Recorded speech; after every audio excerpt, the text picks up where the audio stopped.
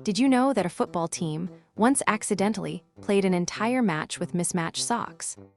The opposing team noticed, but it was only after the final whistle that the referee realized what happened. This led to intense debate, and it became a legendary anecdote in the history of football. Have you ever heard of a football player who scored a goal with a backheel while blindfolded and juggling a banana? It sounds impossible, but a viral video suggests it happened. But is it real? What would you do if, during a crucial penalty shootout, the referee's cat ran onto the field and distracted everyone? A hilarious incident that led to the penalty being retaken and a winning goal. Here's something you won't believe. A football match was once interrupted by a swarm of bees. The players had to take cover, and the game was delayed for over an hour while a beekeeper was called in. The delay, however, led to an unexpected underdog victory.